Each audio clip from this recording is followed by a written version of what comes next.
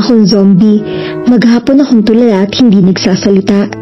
Pilit akong pinapatawa ni Anne pero masyado akong na-depress kaya hiniling ko na mapag-isa. Vian called up a few times but I just didn't have the energy to talk to him. I was really hurting. Hindi ko inakalang magagawang ilihim sa akin ni Vian ang tungkol sa totoong naging relasyon nila ng boss ko. Kung ano-anong pumapasok sa isip ko. What if Vian still loves Steph? What if he never really loved me? What if they were really destined to be together? Lalong sumama ang loob ko. Hindi ko naman kontrolado ang damdamin niya. Dapat ko rin tanggapin ang anumang maging desisyon niya. Ako ang klase ng tao na hindi namimilit. Ayoko ipagpilitan ang sarili ko sa isang taong ayaw na sa akin. May kataasan din ang pride ko, lalo na't nasasagasaan ang self-esteem ko. Kung ayaw sa akin ng mga naging karelasyon ko noon, di wag. It was not my loss. Pero ngayon ay hindi ko alam ang gagawin ko kung sakaling magkahiwalay kami ni Vian. Sa pagkakataong iyon ay kaya kong isantabi ang pride ko, huwag lang siyang mawala sa akin. Nagiging pathetic ba ako o talaga lang in love ako sa kanya? Pero kapag ginawa ko iyon ay parang ginaya ko na rin si Steph. And I didn't want to be her clone anymore. Kung bakit kasi naging magkadugtong pa ang love life at professional life ko. Bakit pa kailangan pang sirain ng boss ko ang lahat ng pinaghirapan ko? Bakit ngayon pa siya bumalik sa buhay ni Vian kung kailang hindi pa buo ang loob ni Vian sa magpakasal? Baka magdalawang isip pa si Vian tungkol sa aming relasyon. Wala ako may pamukha sa kanya dahil nakalalamang pa rin siya sa akin. Dahil kahit ako ang nobya ay siya pa rin ang babaeng inaalok ni Vian ng kasal noon. And I knew marriage seemed to be the last thing on his mind right now. Unless he wanted to marry Steph and not me. Lily, lumabas ka na riyan. Maghapunan na tayo. Iginawa kita ng paborito mong carbonara.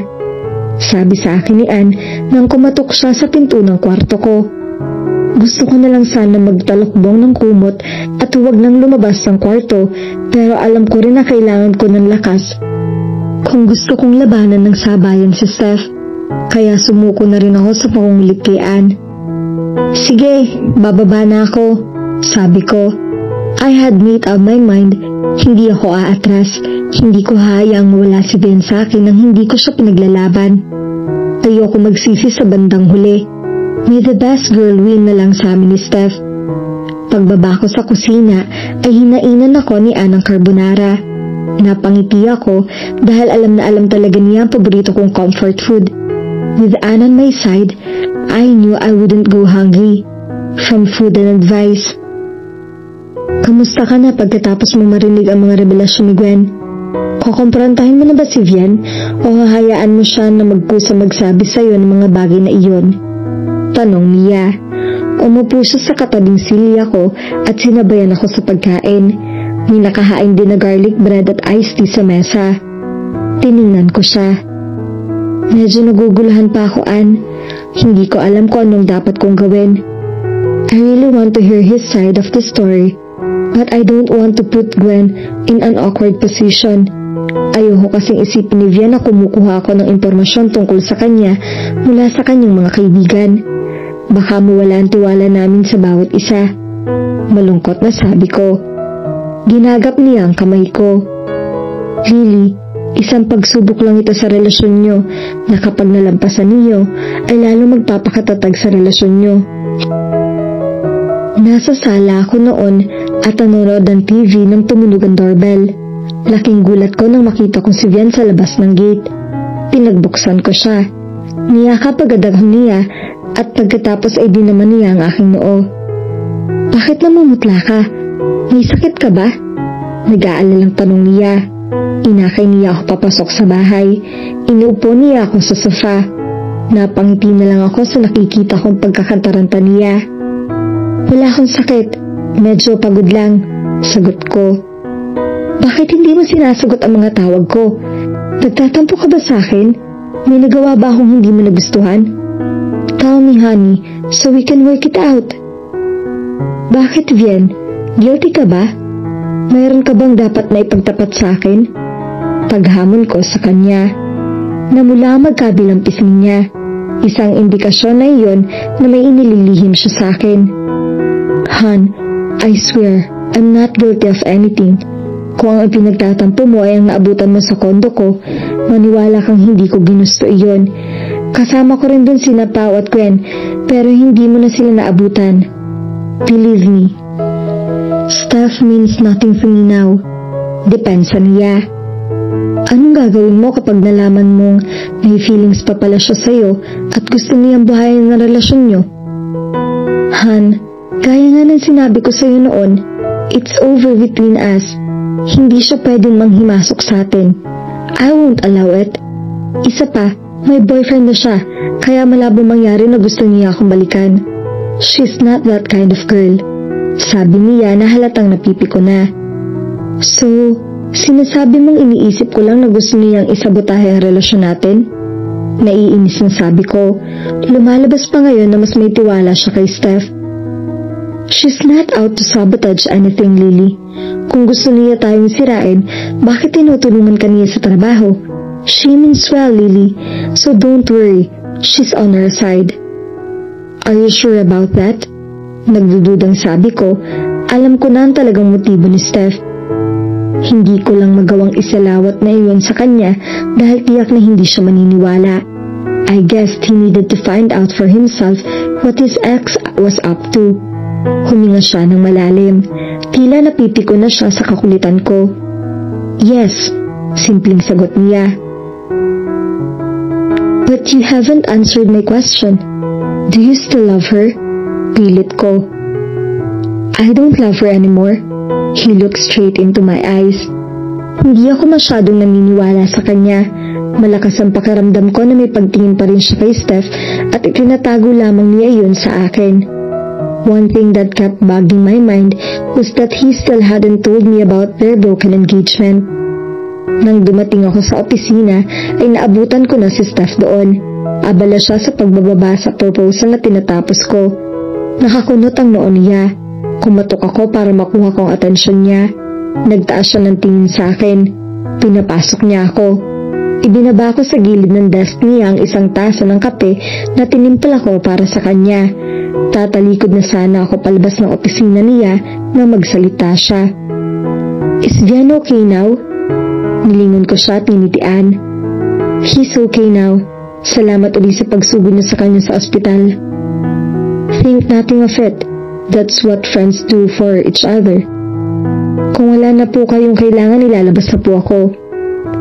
About your proposal, I think I need to do it over. I don't think this is what the board wants. Bigla kasi nagbago ang concept nila eh. Sorry for making your work so hard for nothing. Okay lang na baguhin ko po ang proposal kung kinakailangan. She shook her head. No, I'll do it. I'm running out of time as it is, so it's going to be much faster if I do it myself. Nanliit ako sa mga sinabi niya. Pakiramdam ko ay nawalan ng saysay ang pinaghirapan ko dahil babaguhin din pala niya. Ang akala ko pa naman ay aprobado na niya ang proposal ko para sa marketing plan ng gamot na ilalunch sa isang buwan, pero mukhang nakakita siya ng butas para hindi ako mabigyan ng credit sa trabaho ko.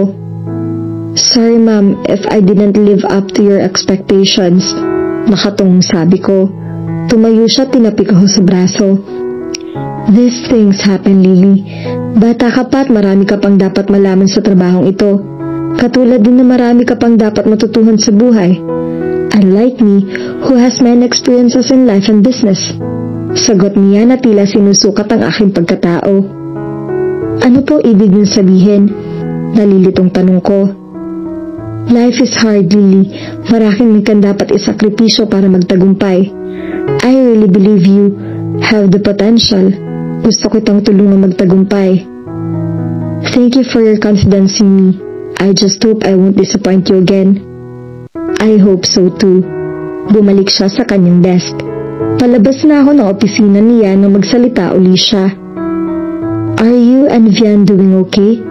Baka ako nagkatampuhan kayong dalawa dahil ako pa naghatid sa kanya sa bahay niya. We're fine, so you don't have to worry. Numiti siya. That's good. Wala pa ba kayong balak magpakasal? Wala pa sa ngayon. Darating din ang oras para doon. Sa ngayon ay nagko-concentrate muna kami sa trabaho. Is it because he hasn't proposed to you yet? Yes, you're right. He hasn't proposed yet. I answered through guilt. Bigla akong nagalit. Mukhang nanunubok talaga siya. Kata-kata yata na hindi pa siya nagaya magpakasal. Ang alam ko kasi gusto na niya magkapamilya. Maybe, huminto siya at saka nagkibit-balikat. What are you trying to imply, ma'am? Nahanda na siya magpakasal, pero hindi niya ako niyaya dahil hindi akong gusto niyang iharap sa dambana. Palaban na sabi ko. Uminit na talaga ang ulo ko sa mga pasaring niya. Calm down, Lily. Wala akong ibig sabihing masama sa sinabi ko. Nagtataka lang ako. Biglang bawi niya. Kung wala na po kayong sasabihin, lalabas na ako. Hindi ko na hinintay ang sagot niya. Lumabas na ako ng pinto. I was afraid I might blurt out something she would take against me. Minabuti kong huwag muna siyang kumprontahin tungkol sa mga sinasabi ni Gwen. Gusto kong magkaroon muna ako ng pruweba at nasa neutral ground kami kapag nag-uusap pa rin na hindi maapekto sa aming trabaho ang personal naming problema. At kapag dumating ang oras na iyon, gusto kong magkaharap kaming tatlo para makita ni Vian kung anong klaseng babae ang dating nobya niya. Tama bang narinig ko, Lily? Pinalalabas ni Steph na hindi pa sigurado si Vian sa feelings niya sa'yo, kaya hindi ka pa niyayang magpakasal? Ang kapal naman ng boss mo. Naghahanap yata talaga siya ng sakit ng katawan. Anong gusto mo gawin ko sa kanya? Susugurin ko siya at sasabunutan o ipakukulam ko na lang para tigilan na kayo ni Vian? Galit na sabi na yan. Ewan ko ba, Ann, kung bakit ganun siya magsalita. Hindi pa niya ako diretsahin na mas mabuti pa siya ang tiniyaya ni Vian ang kasal noon, samantalang ako'y hindi. Hay nako, Lily, ang mabuti pa siguro pag-usapan niyo na ni Vian ang tungkol sa pagpapakasal. Sa tingin ko, tama si Gwen. Titigilan si Steph kapag engaged na kay ni Vian. Ann, napaka-sensitive ng topic na yan. Lalabas na napaka-desperada ko na kapag ako ang nagyaya kay Vian. Gusto kong bukol sa loob niya kapag ginawa niya iyon. Oo nga, tama ka riyan. Pangit ng tingnan. Kaya kailangan ay mag-isip tayo ng plan B. Plan B? Ano na namang kalokohan na naglalaro sa isip mo? Basta, maghintay ka na lang. Ako ang gagawa ng paraan para magising sa katotohanan si Vian na ikaw talaga ang babae para sa kanya. Tilyang sagot niya. Pagkalipas ng ilang araw ay kinausap uli niya ako. Nakangisi siya at mukhang excited. Nasa loob kami ng kwarto ko at nakaupo sa kama.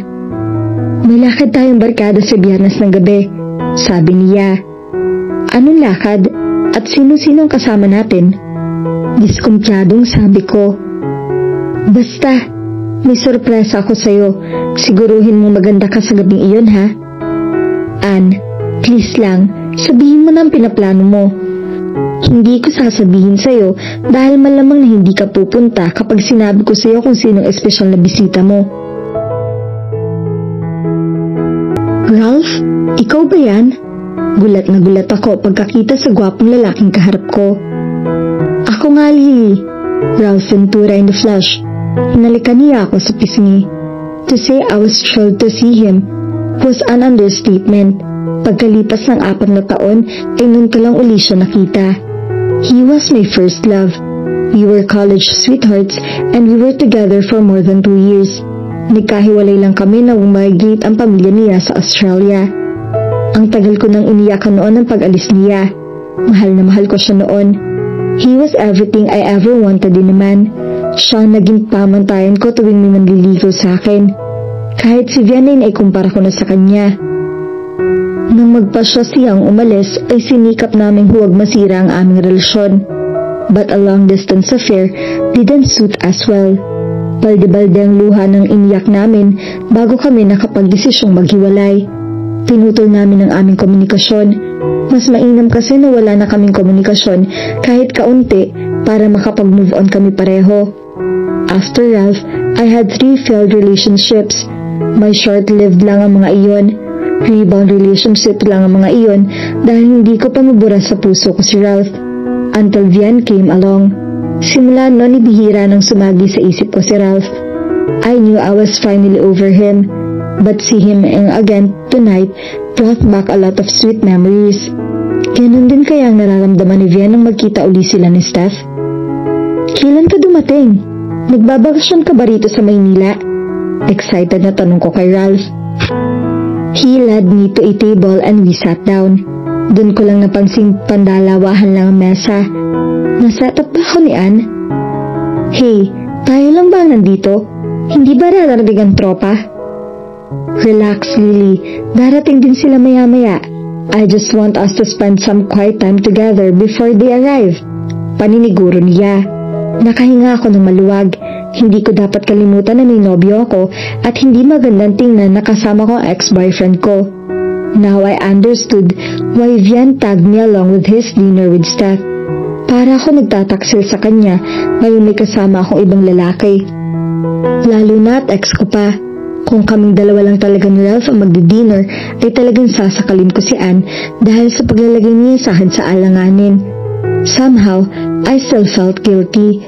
Ang paalam ko kasi kay Vian ay gimmick ng barkada. Sa bagay, hindi ko naman alam na kasama namin si Ralph. Gaya ni Vian, hindi ko rin naikwento na in detail sa kanya ang mga naging relasyon ko. Hindi rin kasi siya nagtatanong. Madalas niyang sabihin na mas importante ngayon kaysa sa kahapon. But it looked like our past was catching up on us. It's good to see you again after 4 years. Kumusta ka na? Mukhang hindi ka tumatanda. Para ka pa rin teenager. Ani Ralph. Are you complimenting me or are you trying to imply I have a weird taste in fashion? Biro ko sa kanya. Tumawa siya. His laughter brought back a lot of memories. He always made me laugh. Kahit nagpapaka-corny siya noon, ay na-appreciate ko ang lahat ng ginagawa niyang gimmick para lang mapatawan niya ako. He was a romantic at heart. Kabaligtaran siya ni Vian. Palagi niya ako nireregaluhan ng mga small trinkets na wala namang kaming gamit pero labis na nagpapasaya sa akin. Ang dami niyang ibinibigay na sorpresa sa akin noon, lalo na kapag may okasyon. He always made it a point to plan something special and sweet. Mahilig siya magsulat ng love letter. Isinusulat niya sa stationery ang mga sweet nothings niya at saka niya email sa akin. Halos araw-araw may natatanggap akong sulat galing sa kanya. Those were things I remembered about him that made me love him all those years ago. Ang mga iyon din ang namimiss ko nang mag-break kami. I'm complimenting you, Lily. What I mean is, you haven't aged. Maganda at sexy ka pa rin. Di katulad ko na may uba na sa sobrang stress sa trabaho. Ngumiti siya. Hindi ako sangayon sa sinasabi niya dahil boyish pa rin siya. Nakalakos shirt at maong pants siya. Mapagkakamalan pa rin siyang bagat sa forma niya. Ang hindi ko lang makita ay kung talagang may uba na nga siya. But all in all, he was still one attractive guy. Natawa na lang ako sa sinabi niya pero hindi ko na siya pinuri. Baka kasi maging mutual admiration club kaming dalawa kapag inumpisahan namin purihin ng isa't isa. I had to remind myself I was already committed and I shouldn't flirt with him just for old time's sake. Better safe than sorry, sabi ko sa isip. Kumusta na ang buhay mo sa Sydney? Marami ka na bang pinaluhang Australiana? Biro ko sa kanya. Wala akong pinaluhang babae roon. Naging busy kasi ako sa trabaho at sa pag-a-adjust sa bagong buhay ko. Isa pa, naiwan ko yata rito ang puso ko. Sagot niya habang nakatitig sa akin. Uminit ang magkabilang pisngi ko. Bigla ako nahiyang tumingin sa kanya. Nanginginig ang kamay ko kaya ibinaba ko rin agad ang baso. Ikaw talaga, Ralph? Hanggang ngayon bolero ka pa rin. Natatawang sabi ko. I'm not joking, Lily. For 4 years, I've never had a serious relationship. I dated once in a while, but my heart was never into it. Ang lagi ko kasing iniisip ay babalikan kita. Hindi ko naman inaasahan na wrong timing pala ang pagbabalik ko dahil may nobyo ko na. Malungkot na sabi niya. Ralph, there's no use talking about the past. Nagiging nostalgic ka lang siguro ngayong magkaharap tayo, kaya mo nasasabi mga bagay na iyan. Why don't you give yourself a chance to find somebody new? Tiyak ko naman na maraming magpapansin sa'yo. Ikaw pa, chick boy ka yata. Lily, seryoso ako. Ikaw pa rin ang gusto ko. Kapag ba nag-propose ako sa'yo ngayon, would you think about it? Nahigit ko ang aking hininga sa narinig ko. Lagi namin noong napapag-usapan ng tungkol sa kasal.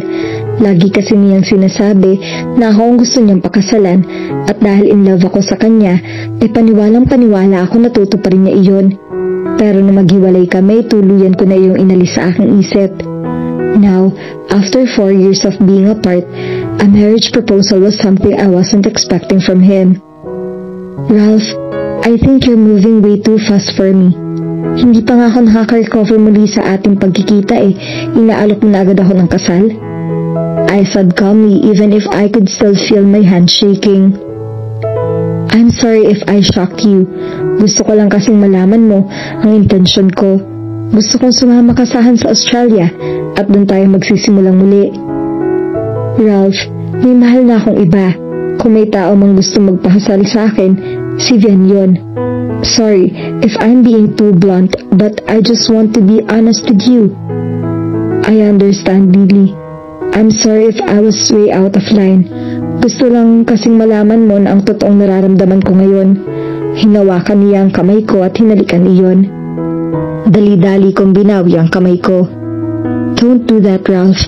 Dapat mong tandaan na may nobyo ako ngayon na mahal ko kaya respetuhin mo naman siya. Sorry, Lily. I just couldn't resist, he answered. Nag-uumpisa na akong hindi maging komportable sa kanauupuan ko. Kung pwede ngang umalis na ako ay gagawin ko. Hindi ko kasi alam kung anong oras darating mga kaibigan ko at naiinip na ako sa paghihintay sa kanila. I was about to text Anne when she arrived at the restaurant along with 5 of our college friends. Nakahinga ako ng maluwag kahit gustong-gusto ko nang sakalin si Anne. Ano bang ginawa mo sa akin, Anne? Bakit hindi mo sinabing dumating na pala si Ralph at iniwan mo pa akong kasama siya? Naiinis na tanong ko sa kanya nang hilahin ko siya papunta sa ladies' room. Nirequest kasi niya na kausapin ka niya ng sarilinan kahit sandali lang, kaya habang nag-uusap kayo ay nagtago muna kami ng tropa. I'm sorry kung nagalit ka sa ginawa niya. Alam ko na bigla ka. Hindi ko na naisip na baka hindi mo magustuhang makita uli siya. Ang alam ko kasi in good terms kayo nang maghiwalay kayo, kaya napapayag niya ako. Paliwanag niya. Napabuntong hininga ako. Nangyari na ang nangyari. Hindi ko na dapat siya sisihin. Masaya rin naman ako na nakita ko uli si Ralph. Nagulat lamang ako sa biglaang pagpapropose niya. Hindi ko kasi inaasahan iyon. Ang buong akala ko ay nakapag-move on na rin siya katulad ko. And now, out of the blue, he declared his intention towards me. Napakahirap para sa akin na i-digest ang lahat na nangyayaring iyon. It's okay, Anne. I know you mean well.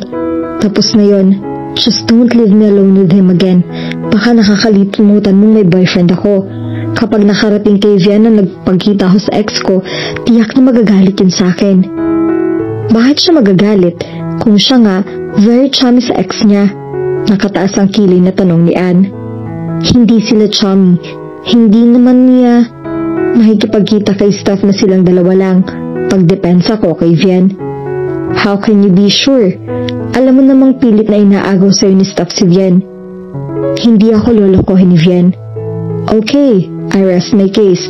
Wala talaga akong laban sa'yo kapag si Vian ang pinag-uusapan. Kaya halika na at mag-enjoy muna tayo kasama ang tropa.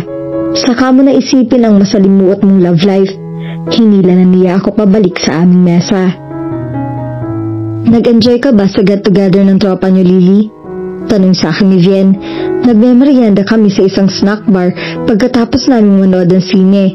At least twice a month ay nanonood kami ng sine at kumakain sa labas. Kahit anong pelikula ay pinapanood namin. Ang mahalaga ay may bonding time kami. Muntik na humasamid sa iced tea na iniinom ko. Hindi ko kasi alam kung anong sasabihin ko. Should I be honest and tell him I saw Ralph? I really wanted to tell him about the whole story between me and Ralph, but he was adamant to hear about it. For him, the less he knew about my past relationships, the better. Hindi na ako nagpumilit na ipangkwento ang isang bagay na wala siyang interes.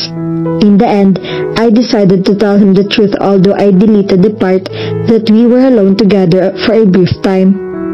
Okay naman. Masaya. Magulo. Sabi ko. Kompleto ba ang grupo nyo? Sayang at hindi ako nakasama. Oo. Dumating nga rin pala si Ralph. Vian looked at me quizzically. Ralph? Ralph as in your first love who left for Australia? Gulat na tanong niya. Tumango ako. Yeah, he's here for vacation. Simpleng sagot ko. Ayoko nang mag-elaborate at baka kung saan pa umabot ang usapan namin. Did you talk to him? Is he already married? Usisa niya. I felt myself blush with his questions. Bigla kasi ako nakaramdam ng kaunting guilt. Hindi ko kasi alam kung paano sasagutin ang tanong niya. Hindi siya siloso, pero tiyak na magagalit siya kapag nalaman niya ang ginawang pag-set up sa akin ni Anne. Hindi ko rin alam kung paano umpisahang sabihin na nag-propose si Ralph ng kasal sa akin. Pero hindi rin ako matatahimik kapag hindi ko sa kanya ipinagtapat iyon.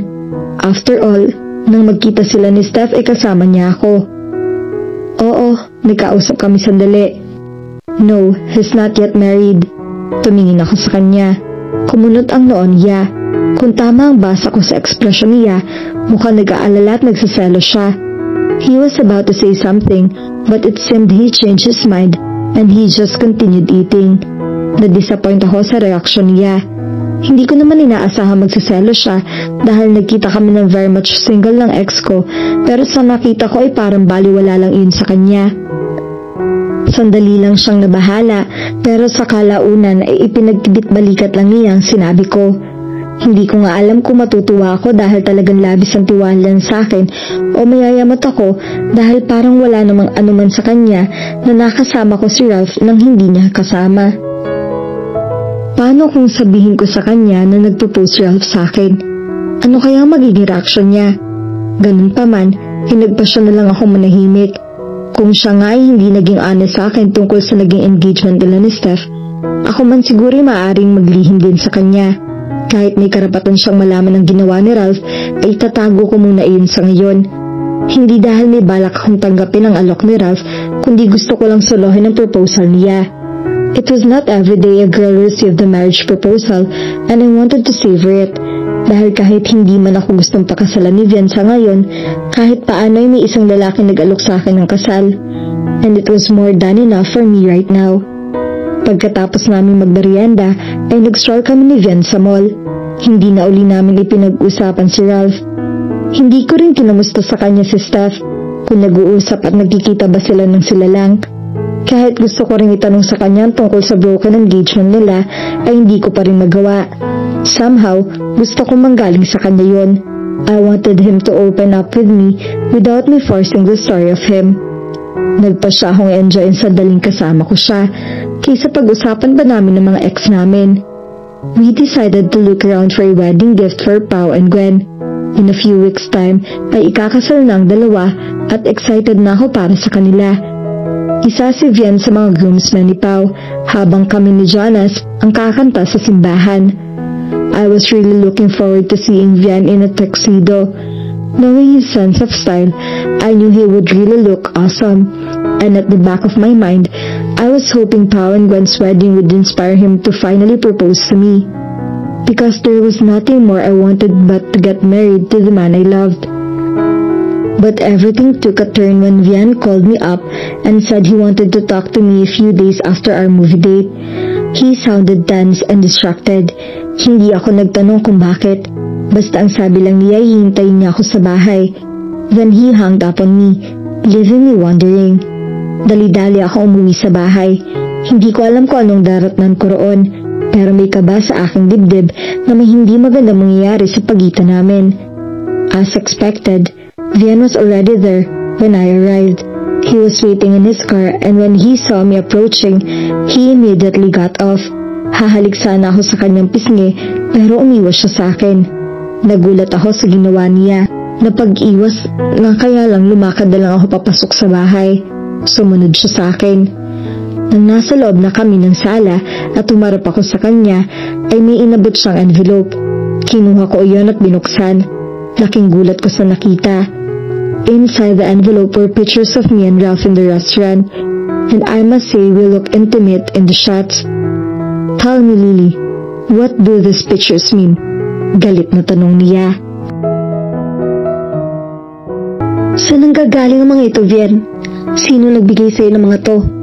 Galit na tanong ko habang iniisa-isa kong tingnan ng mga larawan. Hindi na mahalaga kung saan nanggaling ang mga iyan. Ang gusto ko lang malaman ay kung anong kahulugan ng mga larawang yan. Malinaw na gusto tayong siraan ng taong nagpadala sa'yo ng mga to, sabi ko. Ang sabi mo sa akin, mga kabarkada mo ang kasama mong lumabas. Tapos ngayon, malalaman ko nag-date pala kayo ng ex mo? Nang aakusang sabi niya. Makikinig ka ba sa akin o hinuhusgahan mo na ako nang makita mo ang mga litratong ito? Sa tono ng pagsasalita mo, parang buo na sa isip mo kung anong ibig sabihin nito. See? You can't even defend yourself. You're putting all the blame on me. I guess you're really guilty. Sa tingin ko, si Steph may mga gawa nito.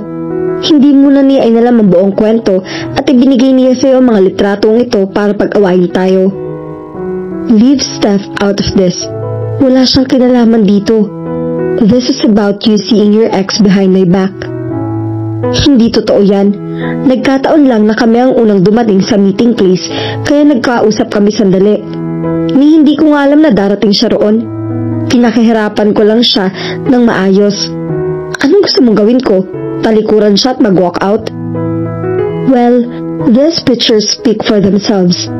I can tell you really enjoy his company. Nakikipagbalikan ba sa iyo yun? Nanunuyang sabi niya. How about your ex? Is she trying to win you back too? Ganting sabi ko. Bakit palagi mong iniisali sa usapan na to si Steph? Wala siyang kinalaman sa usapang to. Ang issue rito ay ang pagiging dishonest mo sa akin. Dishonest? I wasn't dishonest. Ikaw nga naglihim sa akin. Ikakasal na pala kayo ni Steph noon pero hindi mo sinabi sa akin. Tapos dahil lang sa mga litrato na wala namang kahulugan, pararatangan mo ko na naglihim at nagsinungaling sa'yo? This time, he was at loss for words. Natigilan siya sandali pero nakatingin pa rin siya sa akin sa nanlilisik na mga mata. Noon na kami nag-away ng ganong katindi. Kadalasan kasi maliliit na bagay lang ang pinagtatalunan namin na agad din namin naaayos. But now looking at him, I could feel this was something that could either make our relationship stronger or break us apart. So nagre-research ka pala tungkol sa nakaraan ko. Bakit hindi ka na lang sa akin nagtanong at kung kanino-kanino ka pa kumukuha ng impormasyon? For your information, Bian, hindi ako nag-research. May nagmagandang loob lang sa akin na isang kaibigan natin. Binalaan din niya ako tungkol sa mga plano ni Steph na sirain tayo. Steph, wala ka ng bukang bibig kundi si Steph. She's not out to ruin us because you're doing the fine job yourself. Nagpanting ang magkabilang tainga ko sa mga sinabi niya sa akin. I was really hurt. He chose to be on Steph's side. At dahil sa galit ko, ay nagpakawala ako ng mas masakit pang salita. Di lumabas din ang totoo na mas pinaniniwalaan mo siya kaysa sa akin. Ayaw mong pakinggan ang mga paliwanag ko at ayaw mo ring maniwala na gusto niya tayong sirain. Since you trust her more than me, why don't you go back to her? Hamon ko. Are you daring me, Lily? Is that what you really want? Or are you just using her so you won't feel any guilt if you rekindle your relationship with Ralph? Bahala ka na kung anong gusto mong isipin. Kahit ano naman ang gawin at sabihin ko, ay hindi ka na maniniwala sa akin. I'll tell you this. At least Ralph, niyaya ako magpakasal. Hindi katulad mo. So, it boils down to the one who proposed to you first. Then good luck to both of you. Sana'y maging masaya kayo. Puno ng sarkasmong sabi niya. Iniwan niya ako. I was stunned. Hindi ako makapaniwala nag-walk out siya. I guess our temper got the better of us. Nagkasabay ang init ng ulo namin at pareho kaming may masasakit na nasabi sa isa't isa. Now, I didn't know if it was really over between us. Umaasa pa rin ako na kapag kapwa kalmado na kami, ay makakapag-usap kami ng maayos. dahil hindi ko yata makakayang mawala siya sa akin ng ganoong kadali.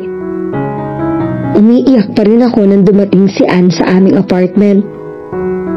Hindi ko nagawang pumasok sa aking kwarto. Nakadapa ako sa sofa at doon iyak ng iyak. Nagsisisi ako sa mga sinabi ko kay Vian. Alam kong mali ako nang sabihin kong nag-propose sa akin ng dati kong nobyo. Siguradong nasaktan ko ang ego niya. But then again, I was really hurt that he seemed to take the side of Steph. Parang tiwalang-tiwala siya sa babaeng iyon. Malakas ang kutob ko na ito ang may pakana sa mga larawang iyon dahil ito lang ang may motibo na gawin iyon. Hawak ko pa rin ang cellphone ko. Umaasa kasi akong tatawagan ako ni Vian.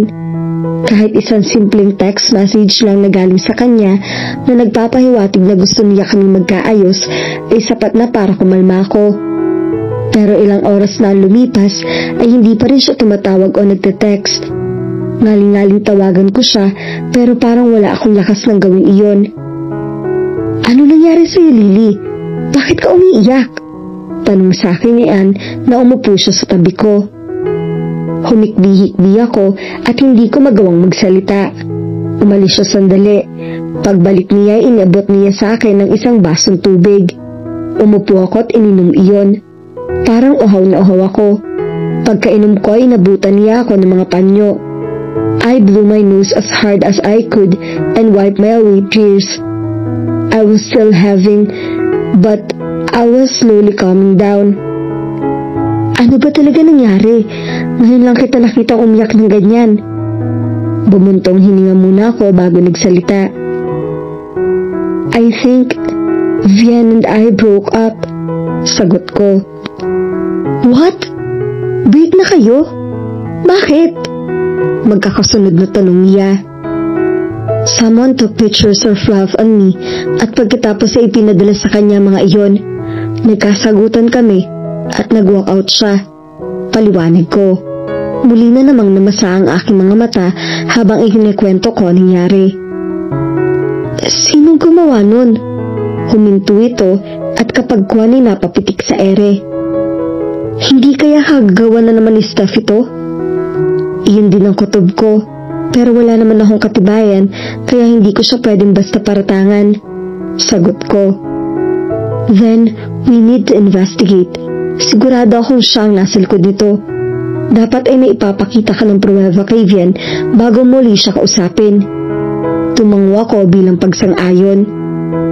Pero Ann, mayroon akong hindi nasabi sa'yo noon tungkol sa pinag-usapan namin ni Ralph.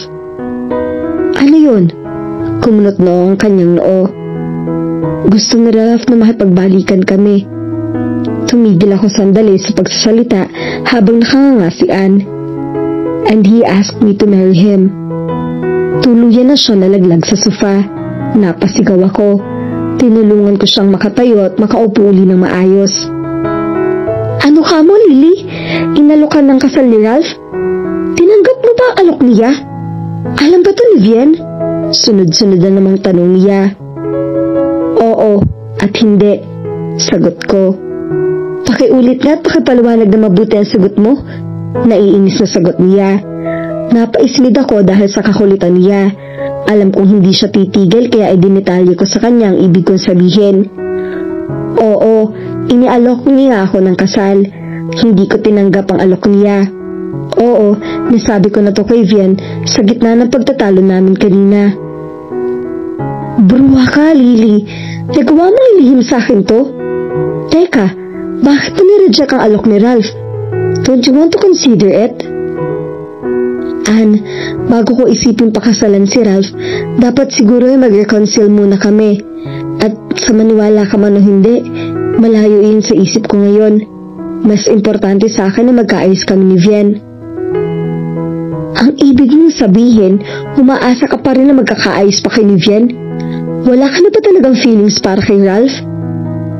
Oo, umaasa ako dahil siya pa rin ang mahal ko. Aaminin ko na may puwang pa rin sa puso ko si Ralph, pero hindi yun nangangahulugan na in love pa rin ako sa kanya dahil hindi ako pwedeng sabay na nagmahal ng dalawang lalaki.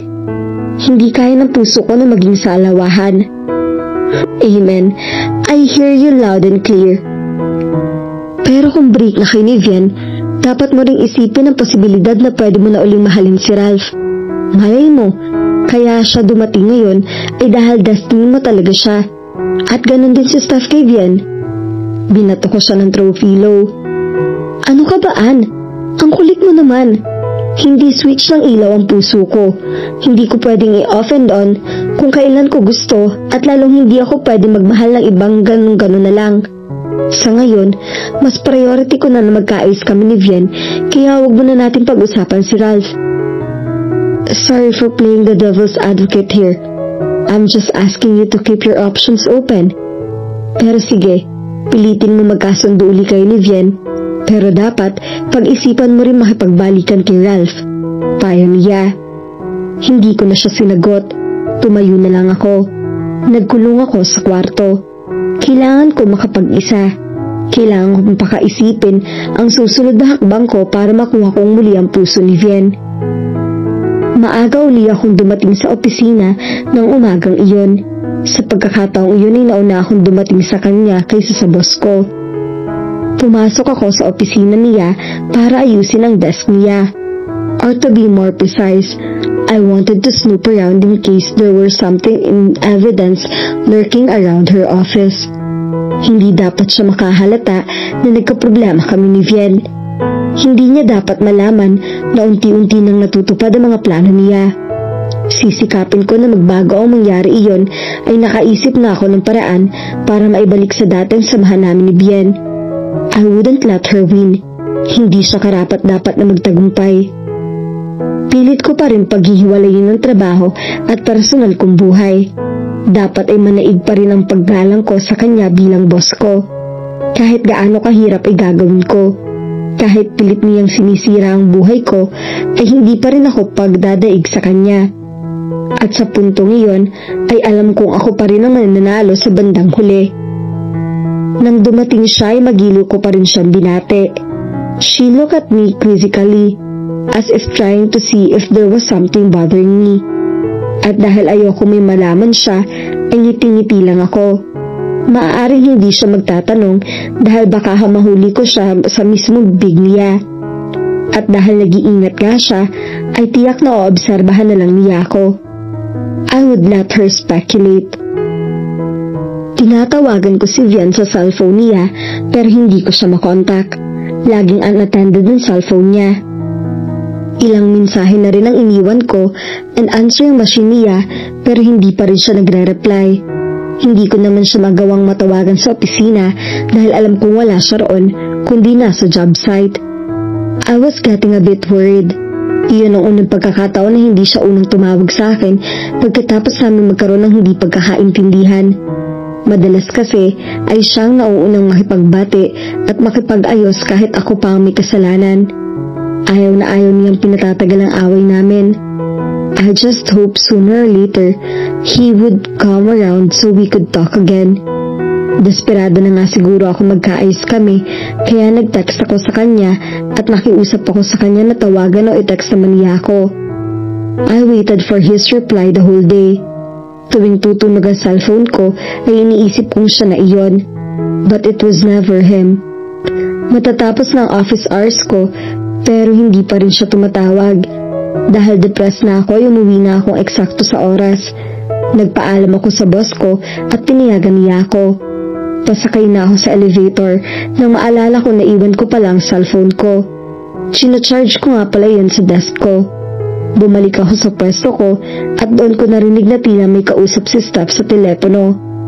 Dahil carpeted ang buong opisina ay hindi niya maririnig ang mga yabag ko. Nakaawang ng bahagya ang printer ng opisina niya. Hindi ko naiwasang makinig sa sinasabi niya. Malakas ang boses niya dahil nga marahil kampante ang loob niya na wala na ako roon. Idinikit ko ng maigi ang aking tainga sa pinto para makapakinig ng maayos. Vian, natutuwa ako tumawag ka. I miss you too.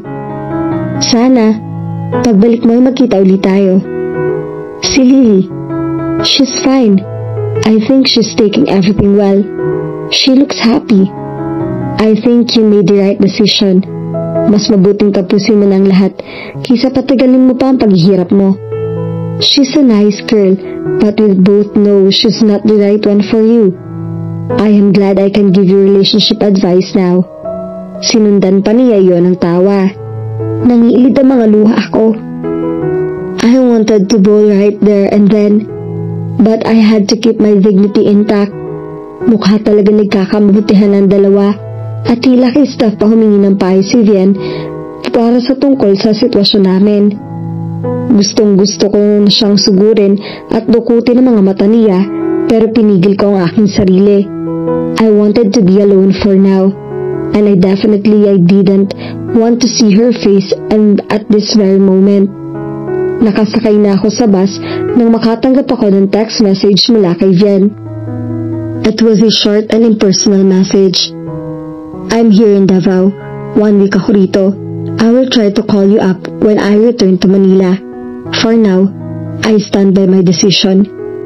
It really broke my heart we had to come to this. Dahil sa isang bagay na walang katuturan, ay naglahong parang bulang relasyon na akala ko ay panghabang buhay na. Ang alam ko mahirap siyang pilitin ngayon. Sana nga lang ay dumating agad ang araw na handa na siyang makinig sa akin. I really hope there would still be a chance for us. Hinintay ko ang pagdating ni Vian at ang pagtupad niya sa pangako na pagdating niya ay mag-uusap kami. At hindi niya ako binigo. Nagkita kami sa isang restaurant. Naroon na siya nang dumating ako. He looked tired. Hindi man lang siya ngumiti nang makita niya ako. Tumayo lang siya at tinulungan akong umupo sa silya sa harap niya. Kumusta ka na, Vian? Kumusta ang projects mo sa Davao? Nakangiting sabi ko. I was really optimistic we would be able to work things out tonight. Ayoko mag-isip ng mga negative thoughts dahil ayokong pangunahan ng pag-uusap namin. Okay naman, medyo nakakapagod lang ang biyahe. Matipid na sagot niya. Napasimangot ako. Hindi kasi ako sanay sa mga matipid na sagot niya. Siguro nga'y pagod lang siya o talagang masama ang loob niya sa akin. But I had to try harder. May lumapit na waiter sa amin. Hindi muna kami umorder ng pagkain. Mas mainam kasi na mag-usap muna kami. Vian, about the argument we had. Nasaktan talaga ako nang malaman ko nagkita kayo ni Ralph. Nang makita ko kung gaano kayo kasaya at ka-intimate sa litrato. It broke my heart. Nabawasan ang tiwala ko sa'yo. At nang sabihin mo nag-propose siya sa'yo, doon ko naisip na siguro nga hindi tayo ang para sa isa't isa. Malungkot na pahayag niya. Nabigla ako sa narinig ko. Ni hindi man lang niya ako binigyan ng pagkakataong magpaliwanag. Gumawa agad siya ng desisyon. Do you really mean it, Vian? Hindi mo ba talaga pakikinggan? He shook his head. Hindi ako aalis hanggat hindi niya naririnig ang panig ko. Napaka-unfair na hinusgahan agad niya ako ng walang prior trial. Even a criminal was innocent until proven guilty. And I intended to let him know I was innocent. Kung sa huli gusto pa rin niyang maghiwalay kami, then so be it. At least, nasabi ko sa kanya ang side ko. Alam kong ayaw mo nang marinig ang panig ko, pero sa ayaw at gusto mo, ay makikinig ka. I deserve that much from you. Hindi ko gagawin ito para mabago ang desisyon mo. Gusto ko lang kung natulungan ka at tulungan tayo magkahiwalay, alam mong malinis ang konsensya ko at wala akong masasabi na niloko kita dahil iyon ang totoo. Sa pagkakataong iyon ay siya naman ang natulala. Noon lang kasi ako naging matapang at determinado sa isang bagay. Hindi ako palaban na tao. This was the first time I was fighting for myself, and I wanted him to hear me loud and clear. Uminom muna ako ng tubig at lumunok bago ako nagsalita. I looked at him straight in the eye and began to explain my side. Una sa lahat, hindi ko alam na pupunta si Ralph sa restaurant na yon. Hindi yun sinabi ni Anne sa akin. Gusto raw niya ako makausap ng sarili ng sandali. Binigyan kami ni Anne ng kaunting oras para magkausap. To be honest, I was thrilled to see him again. He was my first love and we shared a lot of wonderful memories together. Naisip ko rin nga na baka ganun din ang nararamdaman mo na magkita uli kayo ni Steph. But believe me, it never entered my mind to flirt with him as those photos implied. To Totoo rin na gusto niya makipagbalikan sa akin, pero sinabi ko sa kanya na may nobyo na ako. Ang akala ko naman ay titigilan na niya ako, pero laking gulat ko nang alokin niya ako ng kasal. Oo, hinalikan niya ang kamay ko gaya ng nakita mo sa litrato. Pero ang hindi nakuna ng kamerang yon ay ang pilit na pagbawi ko sa kamay ko. Huminga ako ng malalim. Kahit paniyaya pa niya ako ng kasal ay hindi ko tinanggap iyon. Ang gusto kong malaman ngayon ay kung sino nagpadala sa iyo ng mga litratong yon. Huminga siya ng malalim. Bakit ba kailangan mo pang malaman kung sino nagbigay ng litrato? Siguro si Steph na naman ang iniisip mo, no? Tila naiinis ng sabi niya. Why are you always defending her? Why do you always take her side? Hindi mo ba alam na gusto ko niyang balikan at gagawin niya ang lahat para makagkasira tayo? Hahayaan mo bang gawin niya to sa atin, Vian, ha? Steph has nothing to do with those photos. It was anonymously sent to me via email. Tungkol naman sa akusasyon mo na gusto tayong paghiwalay ni Steph, that's totally baseless. Hindi ako naniniwala roon. Ang sabi niya, masaya raw siya sa love life niya at nalulungkot siya na may mangyayari sa atin. So to accuse her of breaking us is totally unfair to her. But I heard this from Gwen. Sinabi raw mismo ni Steph kay Gwen ang mga plano niyang bawiin ka mula sa akin. Kung ayaw mo maniwala sa akin, kausapin mo si Gwen. Siya ang makakapagpatunay ng totoong sinasabi ko. Sorry, Lily, but I won't do that. Masyado ng stress si Gwen sa darating na kasal niya, kaya ayokong dumagdag pa sa isipin niya. I won't do that to her and Pao. This is between us, Lily, at sa nawalang tiwala natin sa isa't isa.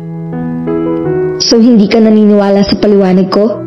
Naniniwala ka pa rin na niloloko kita? O baka dahil buo pa ang pasyon mong balikan si Steph? Oh, by the way, huwag mo nga palang kalilimutan na hindi mo rin sinabi sa akin na engaged na kayo noon. Siya ba ang dahilan kung bakit wala ka ng balak magpakasal sa ibang babae? Dahil ang totoo, ay siya pa rin ang gusto mong makatuluyan at hindi ako. Matagal nang nangyari yon, 5 taon na. Walang kinalaman yun sa nangyayari sa atin ngayon. Totoong hindi natuloy ang kasal namin ni Steph dahil mas ginusto niyang pumunta sa Amerika. I was hurt and devastated, but I've learned to move on. I met you and I fell in love again. Totoo rin na wala naman sa isip ko ang magpapakasal ngayon. But like I've said before, in time, I will know I will eventually take that sleep. Walang kinalaman si Steph sa pagiging hesitant ko na mag-asawa. Pero sana man lang ay naikwento mo sa akin ang totoong naging relasyon nyo. Hindi naman ako magagalit. Gusto ko lang kasing malaman ang importante kaganapan sa buhay mo. Let me ask you something, Lily. Do you see yourself getting married now? Kinabahan ako sa tanong niya. Nagpo-propose ba ito o isang hypothetical question lang yon? But now, I knew I needed to be honest with him. Yes, I've always wanted to get married. Mas importante sa akin iyon kaysa sa career ko. Mas gusto kong gampanan ng pagiging may bahay at pagiging ina kaysa sa pagtatrabaho sa opisina. Well, I guess you should also know I have no plans of getting married in another 5 years or so. If you're really thinking of getting married now, you should accept Ralph's proposal. Nagpuyos sa galit ang dibdib ko. Talagang gusto na niyang tapusin ang lahat sa amin, kaya lahat ay dinadahilan niya para lang maghiwalay kami. It really broke my heart, but if he didn't want me anymore, then I would let him go. Hindi makakaya ng pride ko na habulin ko pa siya pagkatapos niya ako ipagtabuyan pabalik kay Ralph. At least, I knew I did my best. Wala akong inilihim sa kanya. At kahit magkita pa uli kami, ay makakaharap ako sa kanya ng malinis ang aking konsensya. I stood up. Nakapagdesisyon ka na. Kaya sa tingin ko ay wala nang dahilan para patagilin pa itong pag-uusap natin. Goodbye, Vian. I wish you a nice life without me. With that parting shot, I walk away with my head held up, but my heart breaking into a million pieces. I tried to hide the pain. I let everyone think I was doing okay. Pero sa totoo lang, para akong pinapatay sa sakit ng nararamdaman ng aking puso. I was even thinking of quitting my job because I couldn't bear to see Steph every day. Alam kong alam na niyang hiwalay na kami ni Vian. Siguro naman ay nagkikita na uli sila ngayon. Hindi na ako magtataka kung isang araw i-anunsyo niya na hiwalay na rin siya at ang boyfriend niya na nasa Amerika raw. Minsan, iniisip ko kung mayroon ba talaga siyang nobyo dahil wala naman siya maikukwento tungkol doon. Baka nga katalang isip lang ng nobyo niya para hindi isipin ni Vian na interesado uli siya rito. Pero wala na rin akong pakialam kung totoo man o hindi ang pagkakaroon niya ng nobyo. Ang nais ko lang ay makalayo sa kanya. Nakiusap ako sa manager ng HR department na kung maaari ilipat sa ibang department. Itinanong niya kung may problema ba kami ni Steph at naging honest ako sa pagsagot ko. Sinabi ko na may mga personal na bagay kaming hindi na pagkakasunduan at hindi makakabuti para sa amin ang nananatiling magkasama sa trabaho.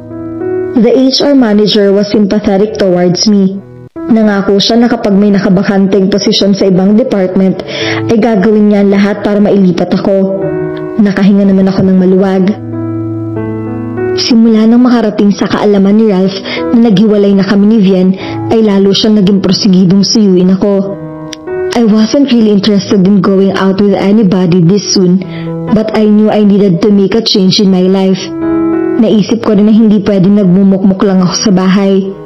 Hiniling ko sa mga kaibigan ko na dapat ay lagi kami magkakasama tuwing lalabas kami ni Ralph. Hindi pa kasi ako komportable na kasamang mag-isa si Ralph.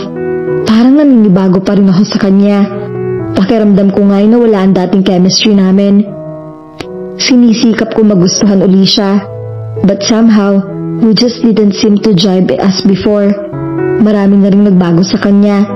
Pati ang pananaw niya sa buhay iba na rin. It was as if we had nothing in common anymore. Pero ang laging ang payo ni Anne sa akin, bigyan ko raw ng pagkakataon si Ralph dahil mukha siyang seryoso sa akin.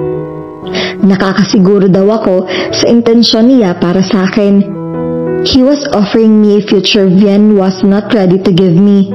Iyon daw dapat ang lagi kong isipin para tuluyan ko nang makalimutan si Vian. Ang isa pang inaalala ko ay ang nalalapit na kasal ni Gwen at Pau. Kahit ayoko sanang dumalo roon, ay hindi pa ako makakaatras dahil nakapangako na ako sa kanila na kakanta ako sa kasal nila. Gwen was distraught when she heard the news Vian and I broke up. She was even volunteering to explain everything she said to me to Vian. Pero tumanggi ako. Sinabi ko na lang na hindi si Stefan naging dahilan ng breakup namin. Ayokong madawit pa si Gwen sa problema namin ni Vian. Isa pa, gusto kong malaman mismo ni Vian ang totoong pagkatao ni Steph. Dahil kahit ako pa at ano pa ang sabihin ng mga tao na sa kanya ay hindi na siya maniniwala dahil bilib na bilib pa rin siya rito. Kailangan kong ihanda ang aking sarili sa pagkikita namin sa kasal ni Gwen at Pau. Hindi maiiwasan na magkita kami roon dahil pareho kami may importanteng papel na gagampanan doon. At tiyak na maraming mata ang magmamatsyag sa amin. I wanted to appear as nonchalant as possible and I wanted him to see I'd finally gotten over him if it was the farthest from the truth. I had to talk to Ralph. Hindi ko siya pwedeng paasahin. I knew he needed to go back to Australia and I needed to give him a straight answer before he left. Hindi lang talaga maintindihan ng sarili ko kung bakit hindi ko siya magawang ibigin muli. Siguro nga ay sadyang hindi natuturuan ng puso kahit pa sa taong dati mong nang minahal. Pinapunta ko si Ralph sa bahay. Hindi man madali para sa akin na tanggihan siya dahil na rin sa matagal namin pinagsamahan noon ay inisip ko rin na mas makabubuting magkaalaman na kami habang maaga. I must admit the magic we had before was gone now. And no matter how hard I tried to rekindle my feelings for him, I just couldn't seem to get it back. He was all smile when I opened the door. He even brought me flowers and chocolates. Alanganin kinuha ko ang mga iyon at pagkatapos pinaupo ko siya sa sofa. Thanks for inviting me over, Lily. Natutuwa talaga ako.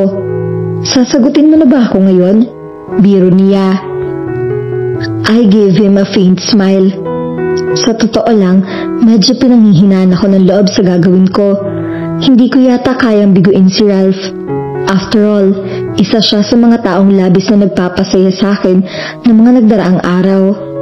Actually, noong unay medyo nagigilty raw siya dahil naging dahilan siya ng pagbe-break namin ni Vian. Pero nang kinalaunan ay sinabi niyang baka raw talaga kami ang nakalaan para sa isa't isa. Lumunok ako bago nagsalita. Mahirap ang kalagayan ko ngayon.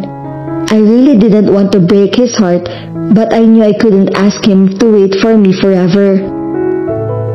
Ralph, una sa lahat, salamat sa pagiging mabuting kaibigan mo sa akin. I really appreciate everything you've done to cheer me up. Do I hear a bat coming? Sabi niya. He was smiling but it didn't quite reach his eyes. Siguro nahahalata na niya ang gusto kong tumibukin. I don't think I'm the right girl for you, Ralph.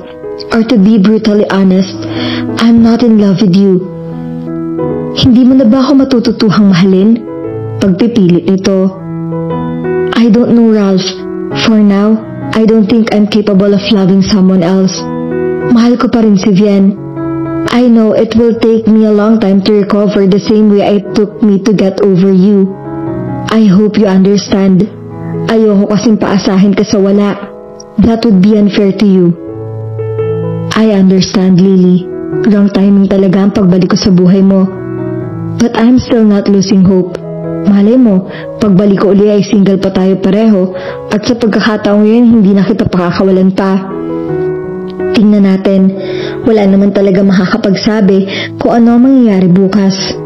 If that happens, then I guess we're really meant to be. Sa ngayon, malabong mangyari iyon dahil pag-aari ng ibang puso ko. You deserve someone who would really love you wholeheartedly. Namayani ang katahimikan sa pagitan namin. Tumayo siya. Sumunod na rin ako. Hinalikan niya ako at nagpaalam siya. Take care, Lily. Remember, I will always look out for you. I smiled but there were tears already forming in my eyes. Sa pangalawang pagkakataon ay magkakahiwalay kami. Kahit may kaunting bigat sa puso ko, ay alam kong tama naging pasya ko. He would remain to be the first man I had loved, and he would always have a special place in my heart.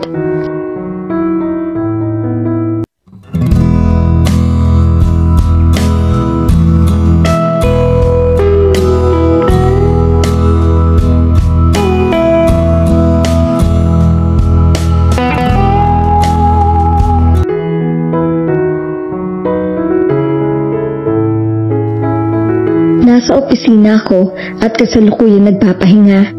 Katatapos ko lang mananghalian. I decided to check on my emails. I was surprised to find the message from an unfamiliar email address. Buburahin ko na sana iyon dahil baka ma-junk mail lang yon, pero na-curious ako dahil ang subject ay mission accomplished.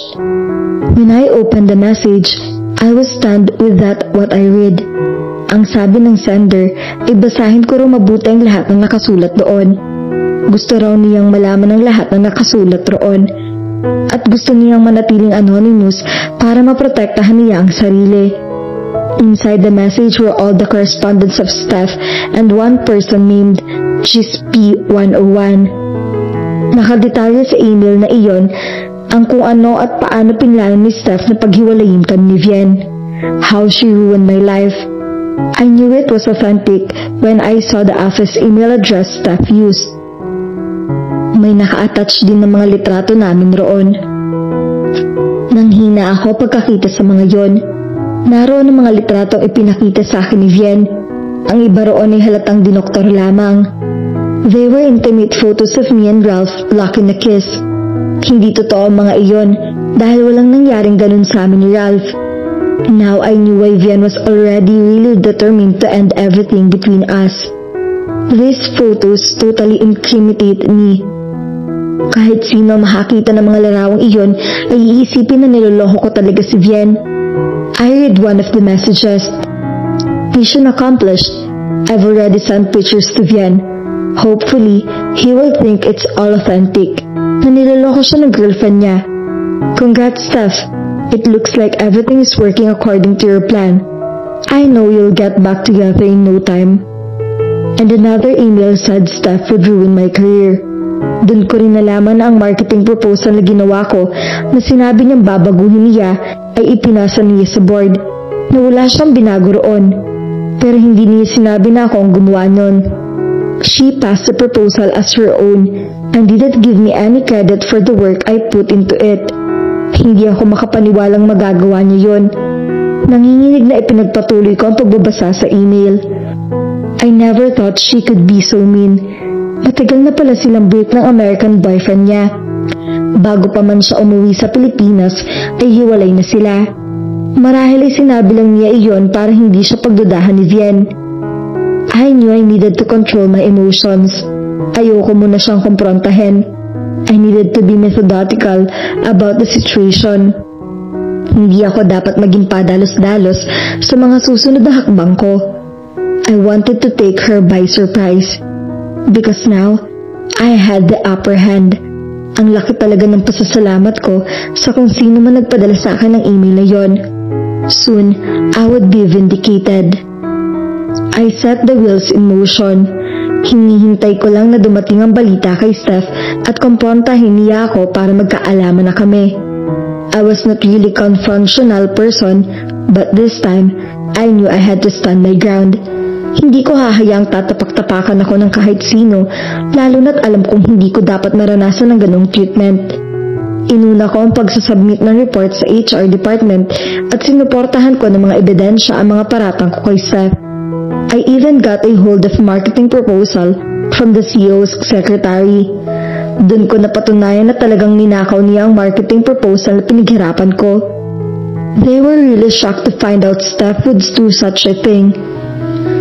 But they said they would still investigate the matter much further.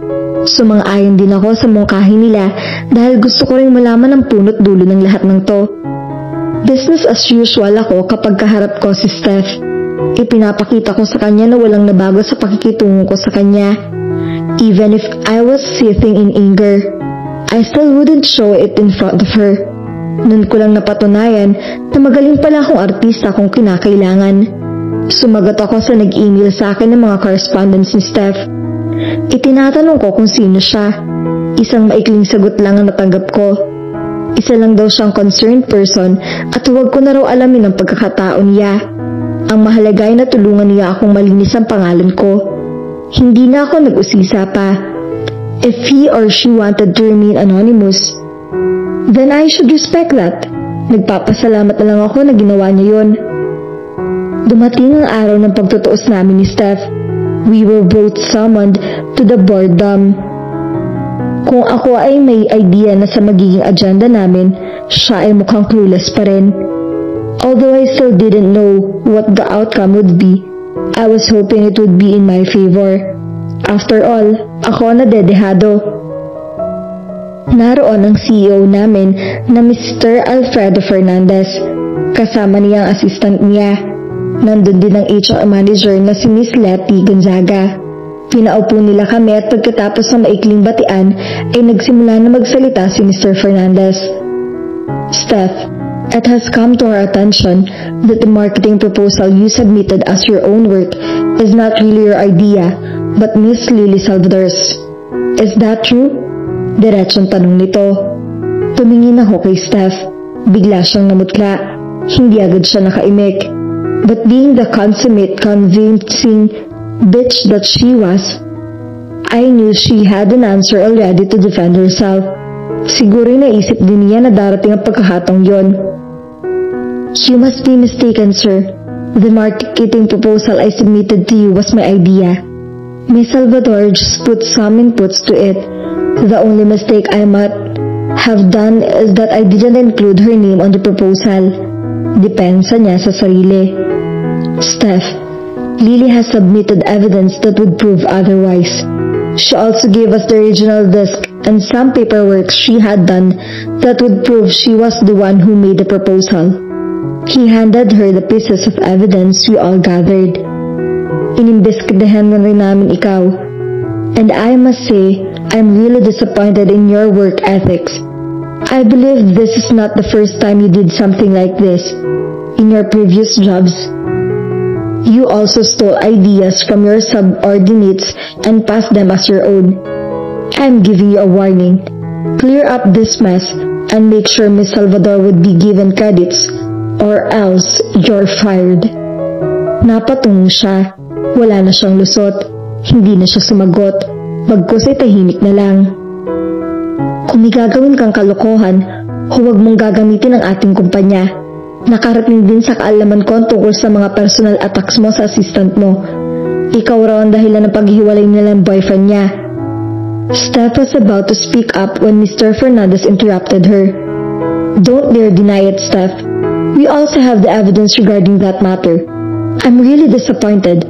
Mataas ang expectation ko sa'yo, pero sinira mo yon dahil sa maling pag-uugali mo. Umiiling-iling siya. Then he turned to me. Miss Salvador, thank you for bringing this matter to our attention. Nais ko ipaalam sa iyo na simula sa araw na ito ay ina-appoint kita bilang executive assistant ng executive vice president ng ating kumpanya. Ninitian niya ako. Nabigla ako sa ibinalita niya. Hindi ko inaasahan na bibigyan ako ng ganoong kagandang oportunidad. Isang malaking karangalan niyon para sa akin. Hindi biro maging assistant ng EVP, kaya talagang pagbubutihin ko ang pagkataong at pagkakataong iyon. Napatingin ako kay Steph. Hindi siya makatingin sa akin. Alam kong hindi pa tapos ang laban namin. Sigurado akong palabas namin ng boardroom ay kukumprontahin niya ako. Pero hindi ko siya uurungan dahil bistado na ng lahat ang totoong pagkatao niya. Inaayos ko na mga gamit ko. Kailangan ko na kasi makalipat sa bagong work area ko. Bago ako umakyat para pumunta sa opisina ng EVP, ay kumatok muna ako sa kwarto ni Steph. She reluctantly let me in. Tumayo ako sa harap niya. I guess this is goodbye, Steph. I can say it was a pleasure working with you, but I can say it was really an eye-opener. Ha? Akala mo, nanalo ko na dahil sa ginawa mo sa akin? Ito lang ang masasabi ko sa'yo. Nagtabong gumpay ka man sa trabaho, ay hindi mo naman mababawi si Vian. He's mine and you can take him away from me. Galit na pahayag niya. Fine! Iyon lang talaga ang gusto mo, di ba? Ang bawiin si Vian. Pero ito rin ang masasabi ko sa'yo. Makuha mo man siya ngayon, ay tiyak na lalabas din ang lahat ng ginawa mo sa aming dalawa. Huwag ka mag-alala, dahil hindi sa akin manggagaling yon. Nagawa mong doktorin ng mga litratong kasama ko si Ralph at talagang nag-exert ka pa ng effort. Para lang masundan ako sa mga lakad ko. Bilib din naman ako sa'yo. Sarkastikong sabi ko. Tapos ka na? Galit na sabi niya. Hindi pa. Ang galing mo talaga at napabilib mo si Vian na concern ka sa kanya at may nobyo ka na pala. Iyon pala, kasama lahat ng yun sa mga plano mo. But you know what? Mukhang sa pagkakataong ito ay ikaw ang gumagawa ng sarili mong hukay. Teka pala lahat ng litratong yon. Hindi magtatagal at malalaman ng lahat ng ginagawa mo. Ewan ko lang kung may mukha ka pang ihaharap sa mga tao. Kung inaakala mo na ginagawa mo ito para bumalik sa akin si Vian, nagkakamali ka. Ang gusto ko lang ay makita ng lahat kung anong klaseng tao ka. Adios. Sana'y magawa mo ang pag-isipan ng lahat ng ginagawa mo. Lumabas ako ng opisina. Natigilan ako pagkakita ko nakatayo roon si Vian. Hindi ko alam kung narinig niya ang usapan namin ni Steph. Para sa akin ay hindi na mahalaga iyon. He made his choice because he thought I betrayed him. Hindi ko rin siya masisisi dahil pangit talaga nakita niya sa mga litrato. Ang masakit lang sa akin ay ang pagkampi niya kay Steph. Hahawakan sana niya ako pero umiwas ako at nilagpasan ko siya. As far as I was concerned, wala na akong pakalam sa kanya. Bahala na rin sila magtuos ni Steph. Kinagabihan ay tinawagan ako ni Vian. I just couldn't find the courage to talk to him soon. He just texted me and told me how sorry he was and he was hoping we could talk. Hindi muna ako nag-reply. Darating din siguro ang oras na mahaharap ko rin siya, pero hindi pa ngayon. Masyado pang emosyonal at baka masumbatan ko lang siya. Hindi magtatagal at maghihilom din ang mga sugat sa aming mga puso. Eventually, we would be able to talk again. Hahayaan ko muna siyang magmuni-muni. Kailangan muna namin ng kapwa mag-isip. Saka namin malalaman kung mayroon pang pag-asa na magkaayos kami. Dumating ang araw ng kasal ni Gwen at Pao. I was a nervous wreck. Iyon ang unang pagkakataon na makikita kong muli si Vian. Nag-resign na rin si Steph sa trabaho at paalis na siya ng bansa. Hindi ko rin alam kung ano ang kinahinatnan nila ni Vien dahil hindi ako nagtatanong sa barkada at hindi rin sila nagboboluntaryo magkwento. Hindi ko alam kung paano magre-react sa harap ni Vien at kung paano hindi masisira ang pagkanta ko. Aaminin ko na hindi pa ako nakaka-recover sa paghiwalay namin. Pero hindi na ako umaasang magkaka-reconcile kami. Medyo nagising na rin ako sa katotohanan tungkol sa pakikipagrelasyon. Dapat lahat ng babae matuto ng tumayo sa sariling mga paa niya at hindi iasa mga kaligayahan sa isang lalaki. Dahil kahit ano ang gawin ng babae para hindi mawala sa kanyang lalaking mahal niya, kung ang lalaki ang may ayaw at gustong kumawala, ay wala siya magagawa. Ganun talaga ang buhay. Basta ngayon ay na-appreciate ko na ang aking trabaho. Mas naging focus na rin ako. And for now, that was more than enough. Magsisimula na magmarcha ang buong entourage. Nakapwesto na kami ni Jonas sa pwesto ng choir kasama ng organista. Kaagad kong nakita si Vien na nakasuot ng tuxedo. My heart gave a leap at the sight of him. He was looking devilishly handsome in his formal attire. Habang nagmamarcha siya, ay diretso lang ang tingin niya hanggang sa umabot siya sa altar. Tumingin siya sa akin at saglit kami nagkatitigan. He gave me a slight smile and I tersely nodded at him. Then he went to his seat as I prepared myself to sing. Medyo nako-conscious na ako sa aking kinatatayuan. Alam kong mapapako ang tingin sa amin ng buong barkada ngayong gabi at hindi ko alam kung paano ako kikilos.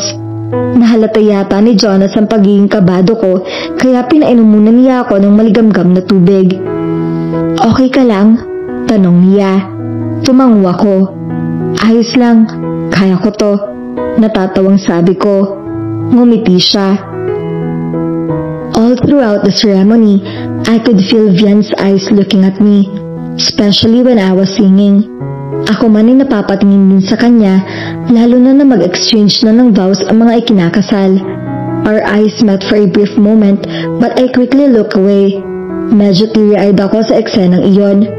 All my life, I had always dreamed about my wedding day. But the way things were in my life right now, I thought it would remain to be a dream for a long time. Love took a lot of work and it needed a lot of patience. Hindi ako cynical about love. I still believed in love and in finding the right one. It took two people to make it last. Two people who would fight for their love. Mas naging realistic lang ang pananaw ko sa pag-ibig. Nang nasa reception na kami, ay lalo ako naging uneasy sa sitwasyon. Alam ko na mga pakulo tuwing may kasal. Kung dati ay game akong sumali sa bouquet ceremony, ngayon ay nangingimi ako. Sa tingin ko kasi, todo-todong kantsaw ang gagawin ng barkada sa amin. Nang pumasok nga ako sa reception area, ay binulungan agad ako ni Gwen. Huwag ka mag-alala, wala si Steph dito. I heard from a reliable source that they were finally over for good. She said, then she gave me a playful wink. I just shrugged. Ano na naman ang tumatakbo sa isip mo, Gwen? Huwag mong sabihin na sa isang mesa lang kami dalawa. Naiinis sabi ko. Well, I guess you just have to find out for yourself, she said, and her eyes twinkling. Maski si Pao ay nakisabad na rin. Sige, pumunta ka na lang sa table mo. I think it's table 6. Nandun na ang tropa. Nauntog na rin ang kaibigan ko at sa wakas alam na niya ang gusto niya sa buhay niya. Ngiti-ngiti sabi ni Pao. Umiling na lang ako at naglakad patungo sa table 6. Nandun na nga ang barkada. Isang silya na lang ang bakante roon. Bigla akong kinabahan dahil ang katabi ko ay si Vien. Tumayo siya nang makita akong dadating. Dito ka na. Inalalayan niya ako sa pag-upo sa silya. Salamat, sagot ko. Hindi ko may buong barkada pero halata ko ang sanyasa nila. Maya-maya lang ay isa-isa nang umalis ang barkada hanggang kami na lang ni Vien ang natira sa mesa. Gusto ko na rin sanang tumayo pero nag-aalangan ako. Mukhang pinagkakaisahan tayo ah. Biro ko para lang maibsan ng tensyon sa pagitan namin. Hindi naman. I just specifically asked them leave us alone for a few minutes. Seryosong sagot niya. Why? Because I want to apologize for everything I've done and said to you. Alam ko nasaktan kita dahil hindi ako naniwala sa mga paliwanag mo. At mas kinampihan ko si Steph. Nahihiya ako sa'yo dahil pinagdudahan kita. I have no excuse for my behavior. I was just blinded with jealousy and my false pride. I'm sorry I ever doubted you. I should have known better you're now that kind of girl. I'm really sorry, Lily. Will you forgive me? Okay na yun, Vian. Naintindihan kita sa naging reaksyon mo. Ako man nagulat nang makita ko ang mga retokadong litrato. Natural lang ang maging reaksyon mo. Ngumiti ako. Para sa akin ay walang dahilan para hindi ko tanggapin ang apology niya. Ang mahalaga ay narealize niya ang kanyang pagkakamali. Hindi rin naman talaga ako makapagpatanim ng galit. Salamat at tinanggap mo ang apology ko. Can I make it up to you?